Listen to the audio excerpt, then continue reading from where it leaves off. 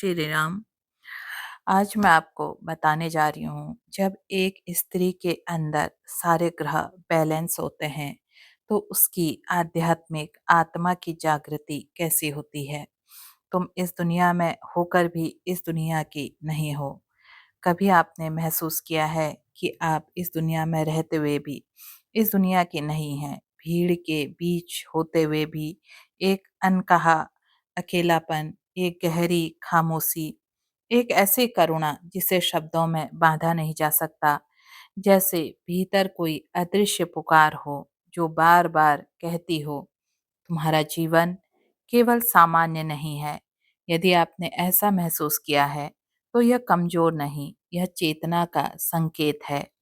हर स्त्री केवल शरीर नहीं होती। हर स्त्री केवल किसी की बेटी, बहन, पत्नी, माँ ये नहीं होती।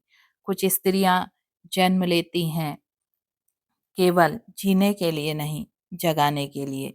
कुछ स्त्रियां संबंध निभाने के लिए नहीं, चेतना लाने के लिए आती हैं। और जब ऐसी स्त्री अपने भीतर की आवाज सुनना शुरू करती है तब उसका जीवन बदल जाता है। शास्त्र कहते हैं मनुष्य का वास्तविक स्वरूप शरीर नहीं, अनंत आत्मा है। जब कोई स्त्री इसे भीतर से महसूस करने लगती है तब वह केवल सामाजिक पहचान तक सीमित नहीं रहती, वह दिव्यता की ओर बढ़ने लगती है। वह बिना शोर किए बहुत कुछ जान लेती है। कौन सच्चा है, कौन छल कर रहा है, कौन प्रेम करता है, कौन स्वार्थ से जुड़ा है, उसे प्रमाण नहीं चाहिए। उसकी आत्मा ऊर्जा पढ़ लेती है। बचपन से ही उसे लगता है मैं अलग हूँ। भीड़ में भी अकेलापन, वह अकेलापन डराता नहीं, भीतर की दुनिया से जोड़ता है। उसे कहा जाता है बहुत सोचती हो, बहुत भावुक हो, बहुत संवेदनशील हो, पर सत्य यह है संवेदनशीलता चेतना की तीव्रता है।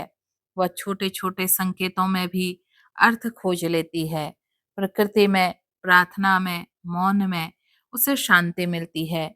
जब वो अकेली बैठती है उसे लगता है कोई अदृश्य उपस्थिति साथ है। उसने दर्द देखा है, गलत समझी गई, विश्वास टूटा, अपमान सहा, पर हर बार टूटकर भी वह और गहरी हो गई।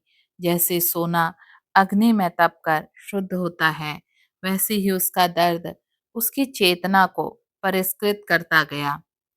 धीरे धीरे वह प्रतिक्रिया करना छोड़ देती है। वह देखने लगती है, समझने लगती है। उसे महसूस होने लगता है हर अनुभव किसी बड़े उद्देश्य की तैयारी कर रहा है। ऐसी स्त्री बदला नहीं लेती, वह रूपांतरण को चुनती है। जिसने उसे चोट दी उसके लिए भी करुणा जन्म लेती है। वह दिखावे की धार्मिकता में विश्वास नहीं करती, पर जब वह सच्चे मन से प्रार्थना करती है तो उसकी पुकार ऊर्जा बन जाती है। उसने अनुभव किया है जब सब रास्ते बंद हो जाते हैं, भीतर से की गई प्रार्थना किसी अदृश्य शक्ति तक पहुंचती है। लोग उसके पास आकर अपने मन की बात कहने लगते हैं, क्योंकि वहां निर्णय नहीं, स्वीकार्यता मिलती है। वह केवल अपने लिए नहीं, दूसरों के लिए प्रार्थना करती है। धीरे धीरे उसे एहसास होता है वह एक माध्यम जिससे प्रेम बह सकता है। ईश्वर उसके लिए दूर बैठा देवता नहीं रह गया, वह एक अंतरंग मित्र बन जाता है। प्रकृति में, मौन में, श्वास में वह उसी उपस्थिति को महसूस करती है। ऐसी स्त्री भीड़ में होकर भी भीड़ जैसी नहीं होती। वह स्वीकृति के पीछे नहीं भागती, सत्य के पीछे चलती है। उसे जिद्दी कहा जाता है, अलग कहा जाता है, अजीब कहा जाता है, पर वह जानती है वह अपने आत्मा की आवाज के विरुद्ध नहीं जा सकती। धीरे धीरे उसका जीवन बदलता है। वह केवल अपने लिए नहीं जीती, उसे लगता है वह शांति देने, हीलिंग करने, जगाने के लिए आई है। उसकी प्राथमिकताएं बदल जाती हैं। वह प्रतिस्पर्धा नहीं, सहयोग करती है। वह तुलना नहीं, स्वीकृति करती है। भय नहीं, विश्वास लेती है। वह भावुक रहती है पर भावनाओं की दास नहीं रहती। वह कोमल भी है और शक्तिशाली भी। माँ की तरह पोषण भी देती है, प्रेमिका की तरह प्रेम भी देती है और समय आने पर योद्धा भी बन सकती है।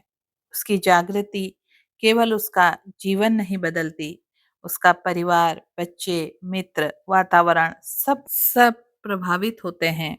उसकी शांति आशा बनती है, उसकी प्रार्थना प्रकाश बनती है।